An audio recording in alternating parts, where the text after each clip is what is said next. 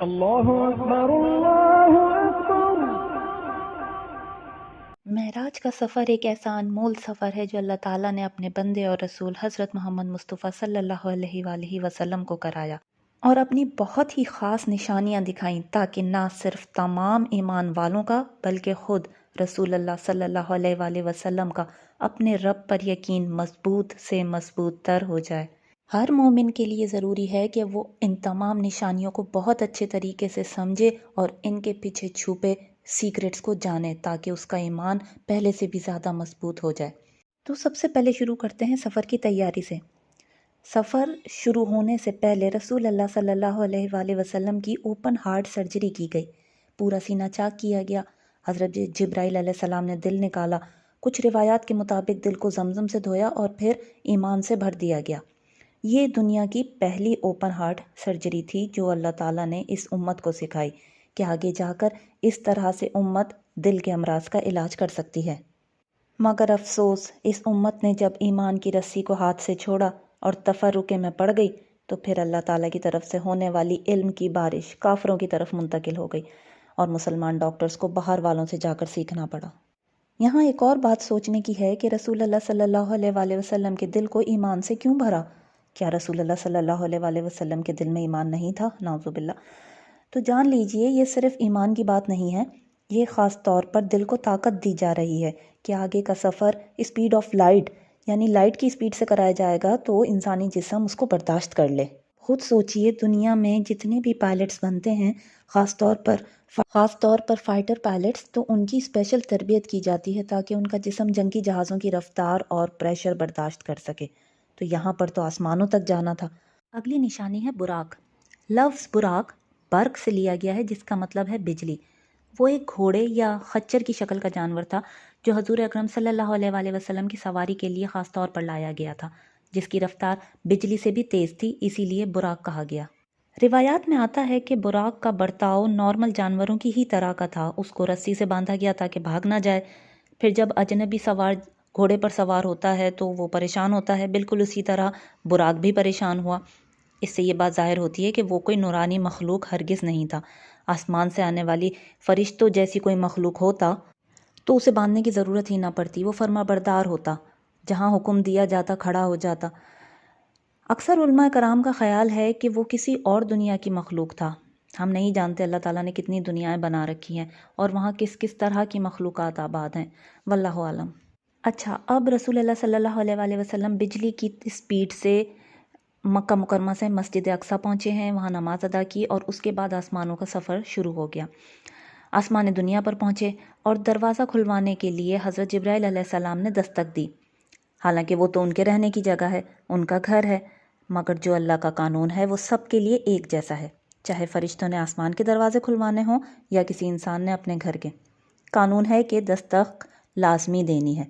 اندر سے پوچھا گیا کہ کون آیا ہے، تو حضرت جبرائیل علیہ السلام نے اپنا نام بتایا، یعنی شناخت کرانا لازمی ہے، چاہے اپنے گھر جائیں یا کسی اور کے۔ چوروں کی طرح خاموشی سے داخل نہیں ہونا۔ ایک عادت ہماری سوسائٹی میں بہت زیادہ عام ہو چکی ہے کہ اپنے کسی دوست، سہیلی یا رشتہ دار کے گھر میں دبے پاؤں خاموشی سے داخل ہوں اور اس کو نام دیں گے کہ ہم سرپرائز کرنے جا رہے ہیں گھر والوں کو۔ یہ انتہائی بری عادت ہے اور یہ کام کرنا سختی سے منع ہے۔ آپ چاہے گھر والے کے کتنے ہی قریبی رشتہ دار ہیں، چاہے سگی اولاد ہیں، اپنے ہی گھر میں داخل ہو رہے ہیں، آپ کو یہ حق ہرگز حاصل نہیں کہ گھر میں موجود افراد کی پرائیویسی میں دخل انداز ہوں۔ یہ نشانی دنیاوی زندگی کے لیے بہت اہم ہے۔ اس کے بعد ذکر کرتے ہیں حضرت موسیٰ علیہ السلام کے رونے کا۔ معراج کی رات چھٹے آسمان پر حضرت موسیٰ علیہ السلام کی رسول اللہ صلی اللہ علیہ وآلہ وسلم سے ملاقات ہوئی۔ ملاقات کے بعد جب نبی پاک صلی اللہ علیہ وآلہ وسلم آگے بڑھے تو حضرت موسیٰ علیہ السلام نے رونا شروع کر دیا۔ کسی نے ان سے پوچھا کہ آپ کیوں رو رہے ہیں؟ حضرت موسیٰ علیہ السلام نے رسول اللہ کی طرف اشارہ کرتے ہوئے کہا کہ یہ نوجوان میرے بہت بعد دنیا میں بھیجا گیا، لیکن اس کی امت میری امت سے بہت زیادہ تعداد میں جنت میں داخل ہوگی۔ اکثر علماء کرام کہتے ہیں کہ ان کا یہ رونا یعنی حضرت موسیٰ علیہ السلام کا رونا معاذ اللہ کسی حسد وغیرہ کی بنا پر نہیں تھا۔ عالم آخرت میں یہ حسد کا مادہ تو ہر معمولی انسان، ہر معمولی مومن کے دل سے دور کر دیا جائے گا۔ لہٰذا یہ کیسے ممکن ہے کہ حضرت موسیٰ علیہ السلام جیسے برگزیدہ نبی حسد کر سکیں؟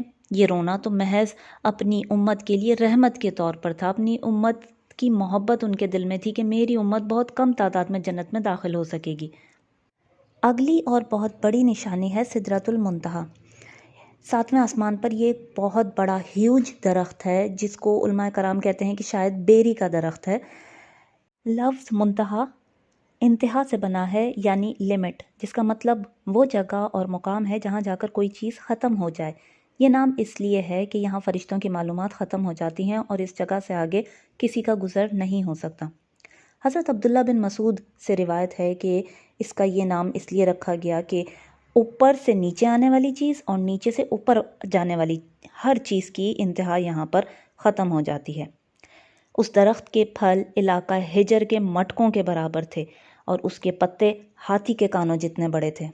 کچھ علماء کرام لکھتے ہیں کہ نبی پاک صلی اللہ علیہ وآلہ وسلم سدرۃ المنتہا سے بھی آگے بڑھ گئے اور وہاں جا کے انہوں نے اللہ تعالیٰ کا دیدار کیا، لیکن جب ہم احادیث کا مکمل طور پر مطالعہ کریں، روایات دیکھیں، تو یہ بات ثابت ہو جاتی ہے کہ نبی پاک صلی اللہ علیہ وآلہ وسلم بھی سدرۃ المنتہا سے آگے ہرگز نہیں گئے۔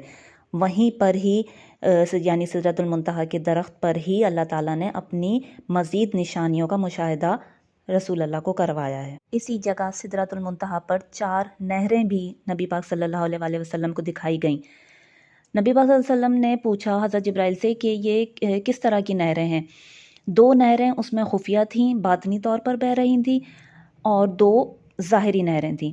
حضرت جبرائیل علیہ السلام نے بتایا کہ جو باطنی نہریں ہیں، چھپی ہوئی ہیں، یہ خفیہ نہریں ہیں، یہ جنت کی نہریں ہیں، جن میں سے ایک کا نام کوثر ہے اور دوسری کا نام ہے سلسبیل، اور 2 ظاہری نہریں ہیں جو مادی طور پر دنیا میں بھی موجود ہیں، ایک کا نام ہے نیل اور دوسری کا ہے فرات۔ سدرۃ المنتہا پر ہی نبی پاک صلی اللہ علیہ وآلہ وسلم نے دیکھا کہ ایک قلم ہے جو ایک کتاب کے اندر کچھ لکھ رہا ہے۔ کسی انسان اور فرشتے نے اس قلم کو تھاما نہیں ہے، وہ قلم خود ہی اللہ تعالیٰ کے حکم سے اس کتاب کے اندر کچھ تحریر کر رہا ہے۔ یہ تھا لوح قلم۔ اللہ تعالیٰ کے حکم سے اس کی تمام مخلوقات کی تقدیر اس کتاب میں لکھی جا رہی تھی۔ اب یہیں 7ویں آسمان پر ہی نبی پاک صلی اللہ علیہ وآلہ وسلم کو اللہ تعالیٰ کے گھر کی بھی زیارت کروائی گئی، جس کا نام ہے بیت المعمور۔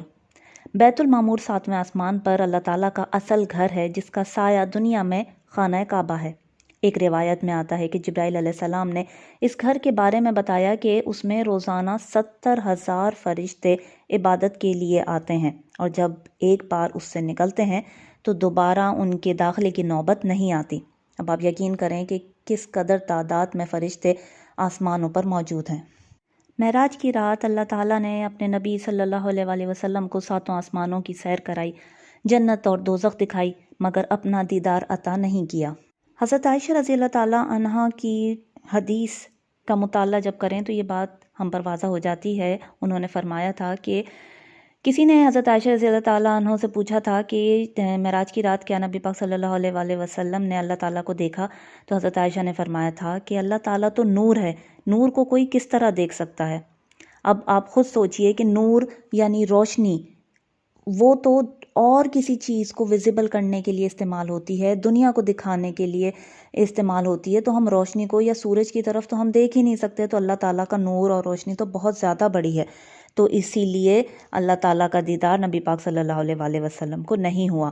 اکثر علماء کرام اپنی کتابوں میں لکھ دیتے ہیں، وہ کچھ شاعرانہ انداز میں لکھ دیتے ہیں، لیکن یہ بات درست نہیں ہے اور کسی بھی حدیث سے یہ بات ثابت نہیں ہے۔